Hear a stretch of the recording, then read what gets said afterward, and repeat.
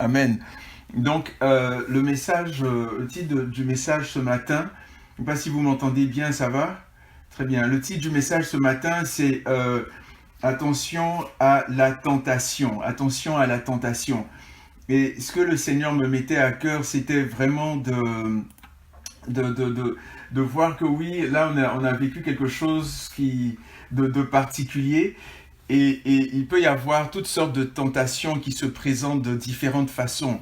Et je pense que c'est important de voir comment est-ce que le Seigneur nous permet vraiment de résister à la tentation, comment est-ce qu'on peut faire justement pour continuer à marcher dans ses voies.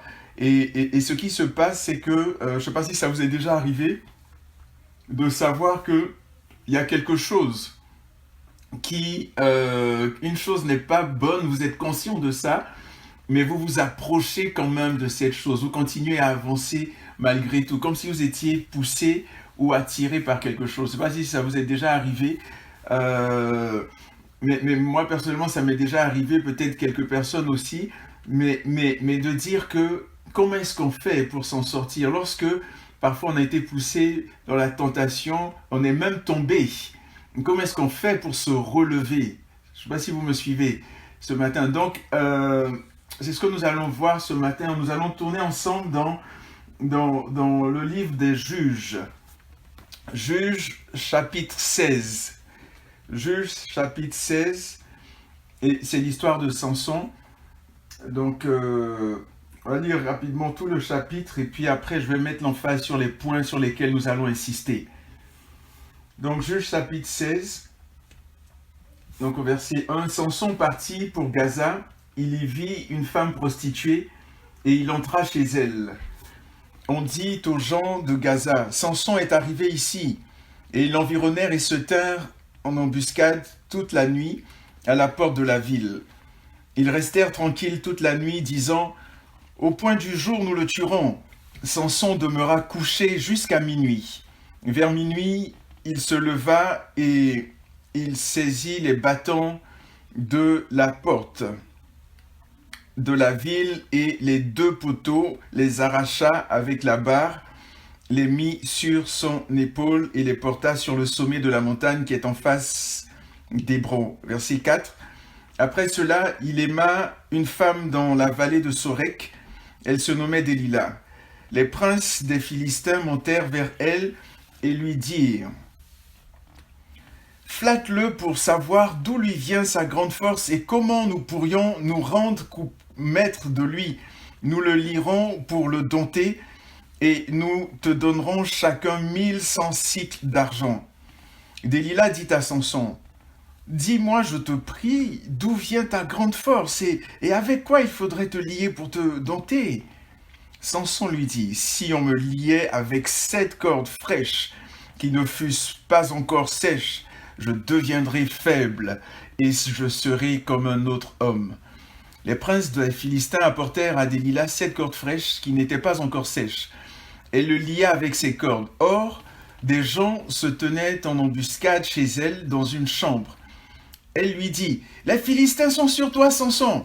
Et il rompit les cordes comme se rompt un cordon d'étoupe quand il sent le feu.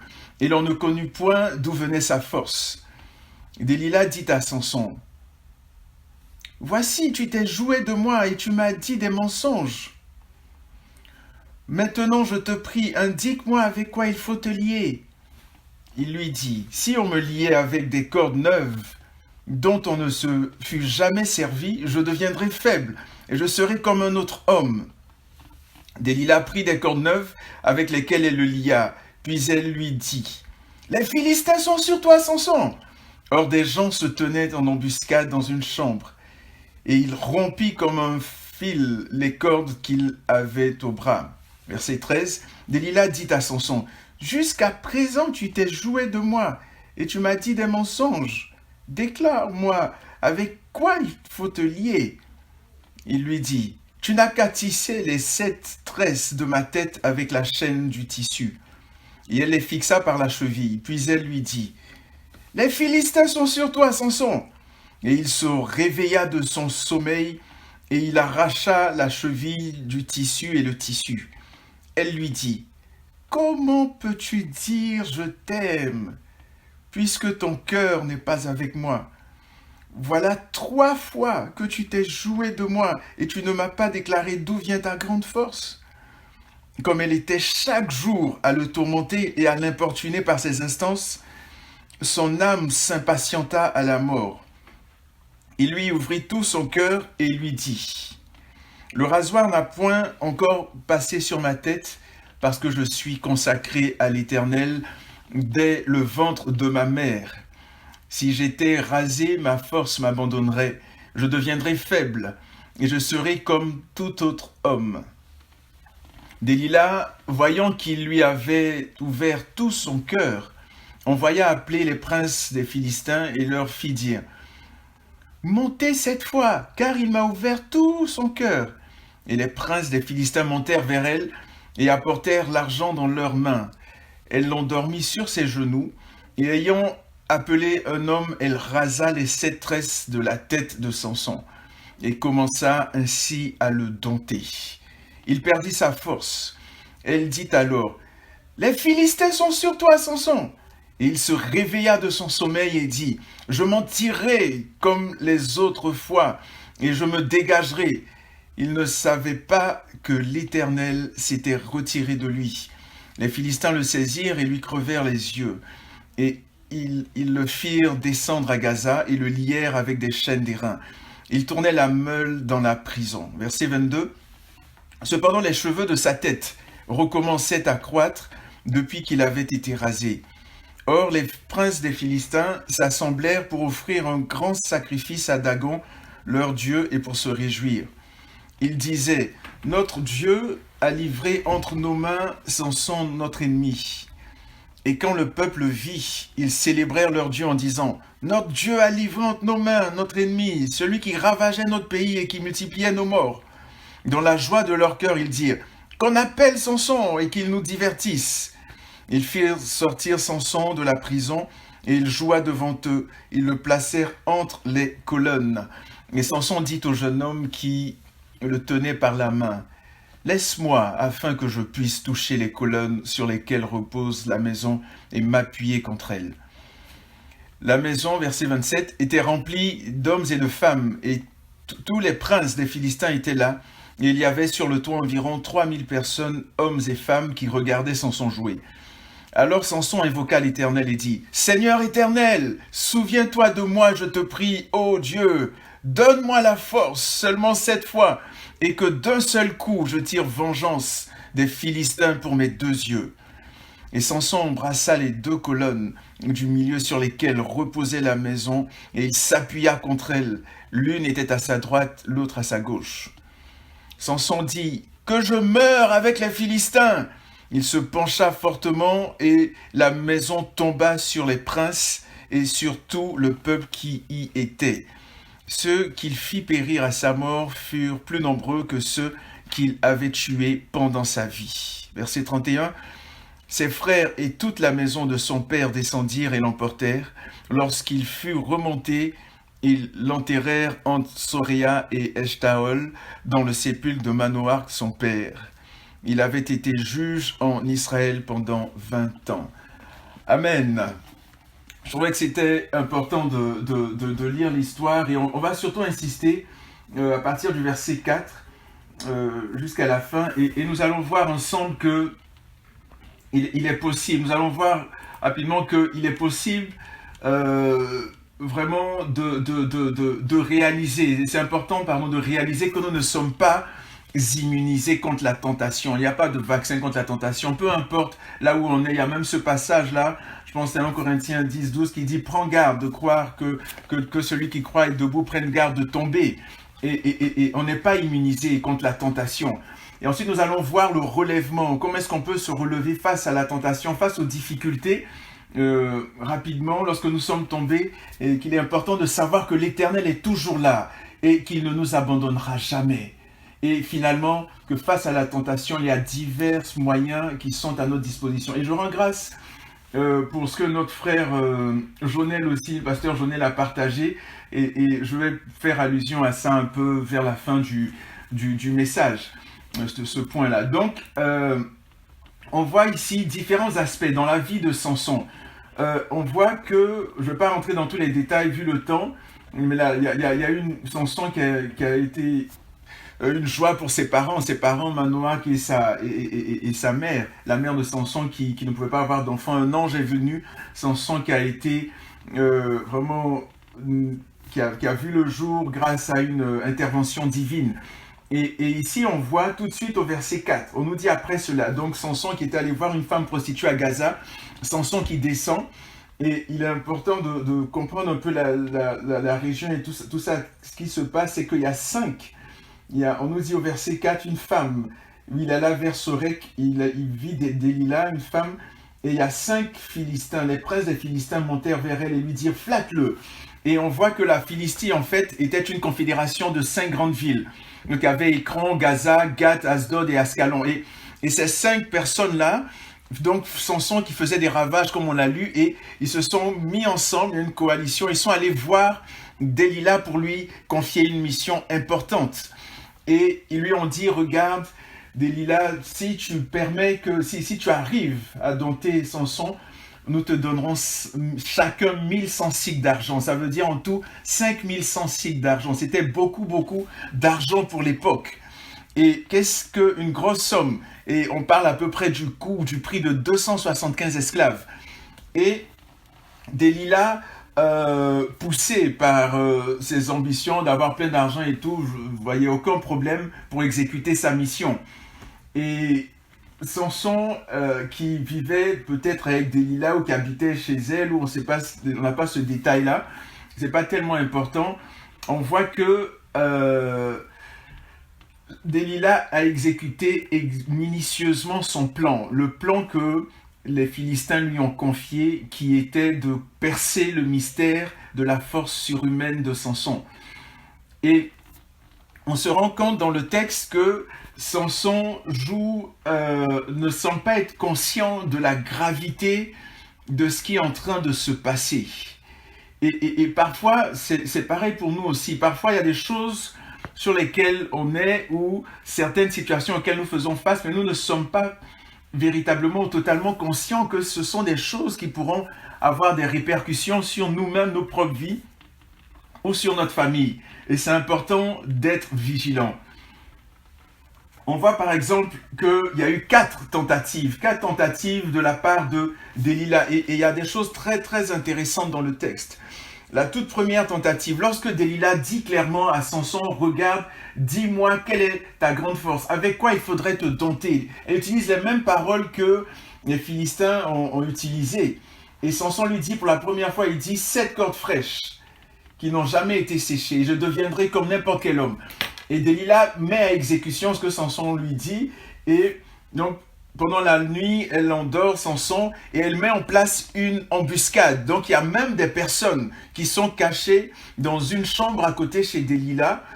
Et on voit que lorsqu'elle crie Samson, il y a des personnes qui sont venues et tout. Samson qui se lève, qui rompt les chaînes. Et ainsi de suite. Le lendemain ou quelques jours après, même scénario. Encore des personnes qui sont cachées et dit Samson, c'est quoi ta force? Et là, Samson qui lui révèle, il dit, si on me lie avec des cordes neuves, et Samson qui voit Delilah qui le lie avec des cordes neuves, il y a une embuscade, et Samson qui rompt à nouveau les cordes neuves. Une troisième fois, la troisième tentative, elle commence à être très dangereuse, dans la mesure où là, la réponse de Samson, là on voit que Samson commence à jouer avec le feu, d'une certaine manière, parce que il commence à révéler à Delilah un secret, le secret qui se rapproche un peu, la réponse se rapproche de ses cheveux. Il dit clairement ici au verset 13, au verset 13, il dit, voilà, au verset 14, 13 et 14, voilà, il dit, tu n'as qu'à tisser les 7 tresses de ma tête avec la chaîne du tissu. Et on voit qu'à l'époque, en fait, il y avait des métiers de tisserand pour faire des tissus dans chacune des maisons. Donc, littéralement, ce sont ses cheveux qu'elle a pris ses cheveux pour les mettre dans la chaîne. Donc, il était d'une certaine façon prisonnier.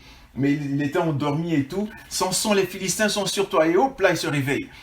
Et ce qui est intéressant, ce qui est particulier, on nous dit ici qu'il y avait encore une embuscade.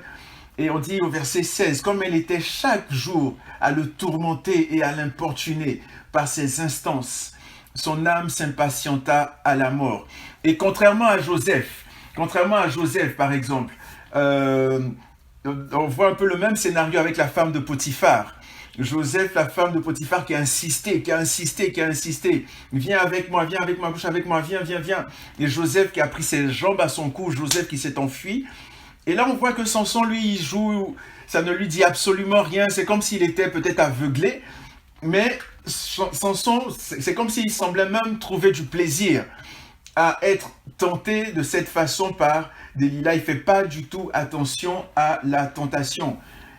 Et ici, on voit qu'à la 4e tentative de Delilah, elle insiste tellement.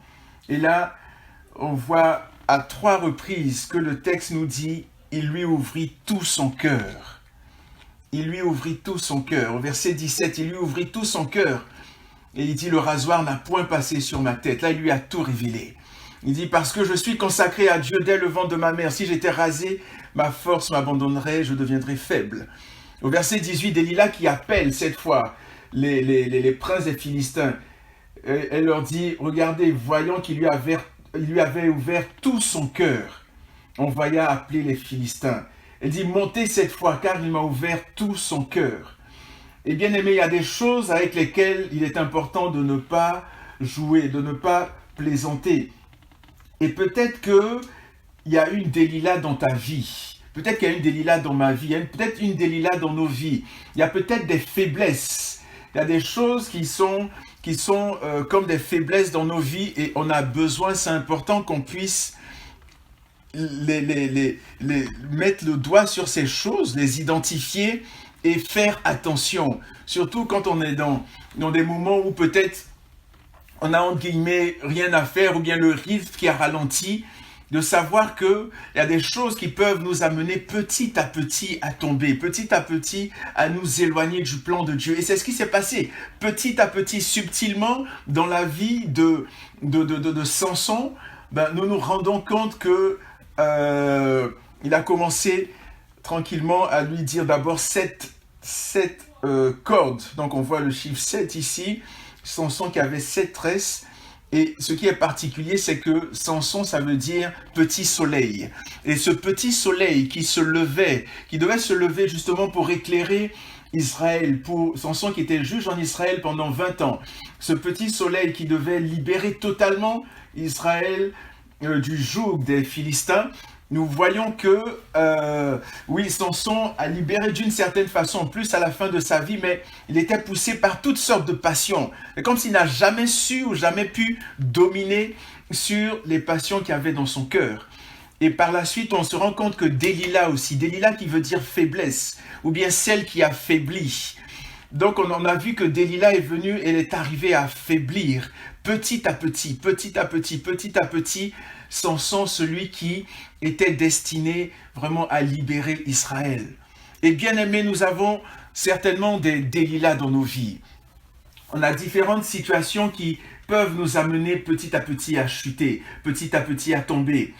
Et ça peut être, et on voit par exemple, lorsqu'on parle dans 1 Jean 2, 15, 16, ce fameux passage qui dit « N'aimez point le monde ni les choses qui sont dans le monde. » Si quelqu'un aime le monde, l'amour de Dieu n'est point en lui, car tout ce qui est dans le monde, la convoitise de la chair, la convoitise des yeux et l'orgueil de la vie ne vient point du Père, mais vient du monde. Et on a vu dans la parole de Dieu, je vais vous donner quelques exemples de personnes.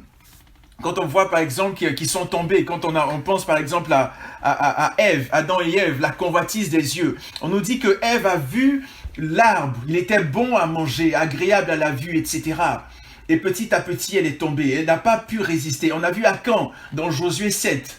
Au verset 21, par exemple, il dit « Oui, j'ai vu l'or, j'ai vu l'argent, j'ai vu le manteau de Shinéar, je n'ai pas pu résister. » Peut-être qu'il était là, il regardait quelque chose, il disait « Résiste, non, ne regarde pas, continue. » Mais petit à petit, il a pris, et il s'est confessé, il dit « J'ai pas pu résister. » J'ai pas pu résister. On voit Ésaü, par exemple, la convoitise de la chair. Ésaü qui a vendu son droit d'aînesse à cause d'un plat de lentilles. dans Genèse 25, 29 à 33, il dit, j'ai faim, je veux satisfaire ma chair. Et quelle est cette faiblesse-là? Quel est ce délit-là ou cette délit-là que tu as en toi? Il faut à tout prix que je satisfasse ma chair. Il faut à tout prix que je nourrisse ou que je regarde cette chose, peut-être la pornographie ou quoi. Est-ce qu'il y a une délit-là? Et Dieu veut te libérer de cette délit-là. Dieu veut nous libérer, bien-aimés, de cette délit-là, de cette chose qui vient nous affaiblir et qui nous empêche d'avoir vraiment à saisir ce que Dieu veut pour nous. Alléluia. On voit David qui a eu plein de femmes. Je méditais sur David et je me suis amusé à compter. David, je pense que c'est dans 2 Samuel 5 ou 6, on voit que David a eu, au début, on nous parle de ses 6 enfants avec 6 femmes différentes. Et après, il en a eu plein d'autres.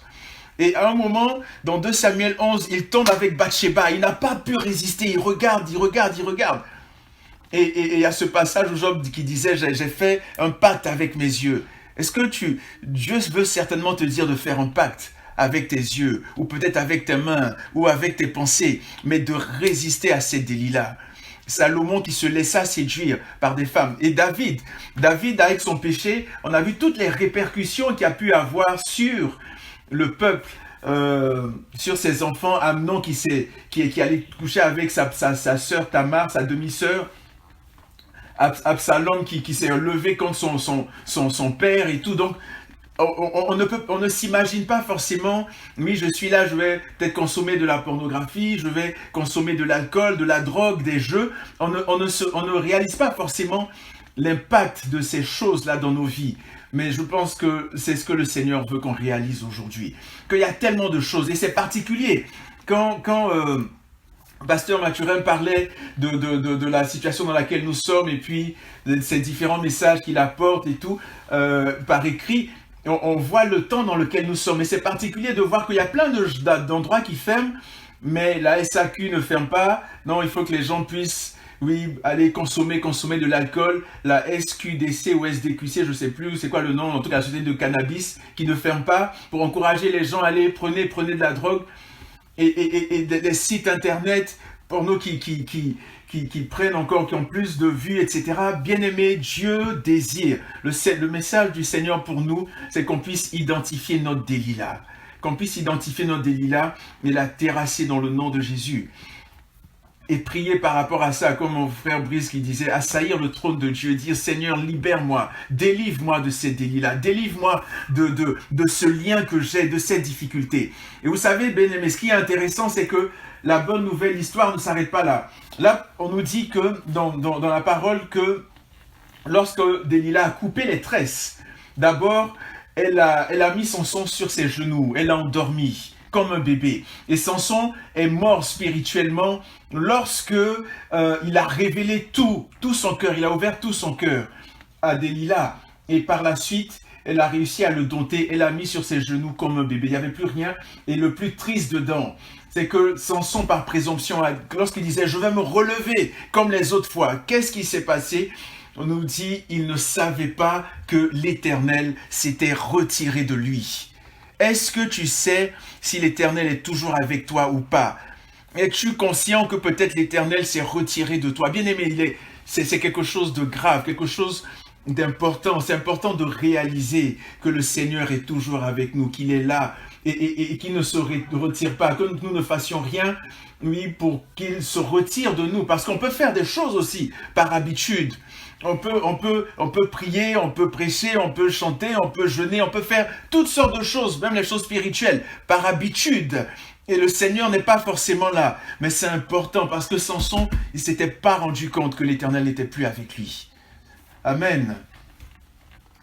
Et vous savez, ce qui est intéressant, c'est qu'avec le Seigneur, il y a toujours quelque chose de merveilleux, toujours une bonne nouvelle. Samson est tombé. On a vu, ça c'est plus les versets du verset 22, Samson est tombé, et de verset 22 au verset 26, on voit ici le relèvement de Samson. Et j'aimerais encourager quelqu'un ce matin. J'aimerais te dire que même si tu es tombé, sache que tes cheveux vont pousser. Alléluia. On a coupé les cheveux de Samson. C'est pas que sa force était dans ses cheveux physiquement en tant que tel. C'est le Saint-Esprit, l'œuvre du Saint-Esprit. Mais les cheveux ont repoussé. C'est pour dire que malgré cela, Dieu était avec lui, Dieu lui a fait un clin d'œil. Et je veux te dire, lorsque tu es découragé, lorsque tu ne sais plus quoi faire, lorsque tu es tombé, peu importe l'état dans lequel tu es, tes cheveux vont repousser. Sache que tes cheveux vont repousser. Sache, mon frère, ma soeur, qu'il est toujours trop tard, toujours trop tôt pour abandonner, pardon. Donc si tu as une phrase à retenir, écris là, il est toujours trop tôt pour abandonner. Lorsque tes ongles poussent, rappelle-toi en regardant tes ongles, oui, que ça pousse et que Dieu est toujours là, que tes cheveux poussent. Donc Dieu est toujours là, Dieu va toujours faire quelque chose pour toi, va toujours te faire un clin d'œil, malgré tes erreurs, malgré tes tentations, etc. Et on voit ici ce qui s'est passé, on voit que les cheveux de Samson ont commencé à repousser. Ses cheveux ont commencé à repousser. Et là, les Philistins qui font une fête. Et Samson le grand Samson, le géant, le libérateur, le juge, qui maintenant devient un bouffon, qui est devenu le clown des Philistins. Il dit, oui, on va appeler Samson, il va nous divertir. Qu'il vienne danser pour nous. Et il va nous divertir. Mais bien aimé, sachant que l'Éternel n'a pas encore dit son dernier mot. Et dans ta situation, il n'a pas dit son dernier mot. Quelle que soit l'épreuve, quelle que soit la tentation, quel que soit ce dans quoi tu es tombé, l'Éternel est toujours là. Et tu peux crier à lui. Et j'aimerais lire ce passage-là dans Michée 7. On va le prendre ensemble. Michée chapitre 7, on va le prendre vraiment pour nous encourager. Pour nous encourager vraiment. Michée ou Michée 7, Michée 7, juste après Naoum. C'est ça, ici, il est dit, pour moi, à partir du verset 7, il dit, pour moi, je regardais vers l'Éternel. Je mettrai mon espérance dans le Dieu de mon salut. Mon Dieu m'exaucera. Au verset 8, ne te réjouis pas à mon sujet, mon ennemi, car si je suis tombé, je me relèverai. Si je suis assise dans les ténèbres, l'Éternel sera ma lumière. Sache, mon frère, sache ma soeur, que si tu es tombé, l'Éternel sera ta lumière. Comme Jonas, quand Jonas était dans le ventre du poisson, Jonas a crié à l'Éternel et l'Éternel a donné l'ordre au poisson de vomir Jonas. Et ici au verset 9, rapidement, je supporterai la colère de l'Éternel. Ici je reviens au passage, je supporterai la colère de l'Éternel puisque j'ai péché contre lui, jusqu'à ce qu'il défende ma cause et me fasse droit. Il me conduira à la lumière et je contemplerai sa justice. Mon ennemi le verra, verset 10, et sera couvert de honte. Elle qui me disait, où est l'Éternel ton Dieu? Mes yeux se réjouiront à sa vue, alors elle sera foulée aux pieds comme la boue des rues. Amen. Et donc vraiment, bien aimé, je veux vraiment nous encourager, quelle que soit la tentation, quelle que soit la difficulté, quel que soit le problème, la chute dans laquelle nous sommes tombés, quel que ce soit la pornographie, la masturbation, peu importe l'homosexualité, peu importe le péché que tu as commis, ce qui s'est passé, peut-être que c'est peut-être avec ta tradition aussi, ou bien, je veux dire, peut-être penser, quand on pense à l'orgueil, de vouloir toujours avoir raison, ou bien par exemple, si je pense à l'éducation, ou bien ou la colère peut-être de dire non, j'ai été éduqué comme ça, il faut que mes enfants soient comme ça, et parfois on peut devenir, ça peut être une de nos faiblesses, on peut devenir comme les disciples de Jésus, lorsqu'ils ont repoussé les enfants, et parfois à cause de notre attitude, à cause de nos faiblesses, à cause de notre mentalité, à cause de nos pensées, on va repousser nos enfants de la présence de Dieu. Non, parce que c'est comme ça que j'ai été éduqué, c'est comme ça que j'ai vécu. Bien chez moi, on fait comme si on ne fait pas comme ça. L'orgueil de la vie, toutes ces choses-là qui peuvent nous éloigner ou éloigner nos enfants de nous-mêmes ou bien de la présence de Dieu. Il y a tellement d'éléments, bien aimés. Toujours vouloir avoir raison, par exemple. Et j'aimerais vraiment terminer ça pas beaucoup de temps, mais terminer, nous encourager. Ici, on voit que Jonas, ne priait pas beaucoup, mais à un moment, il a crié à l'Éternel. On voit la prière. On a crevé les yeux de Jonas. Jonas qui s'était endormi spirituellement. À 2 reprises, on voit que Jonas s'était endormi avant qu'il ne meure et tout, avant qu'il y ait la chute. Par la suite, Jonas qui a été fait prisonnier. Jonas, au verset 28, invoqua l'Éternel, dit « Seigneur éternel, souviens-toi de moi, je te prie, ô Dieu, donne-moi de la force seulement cette fois. » Et au final, on voit ce passage-là que j'aimerais qu'on prenne ensemble. C'est dans 1 Thessaloniciens. 1 Thessaloniciens.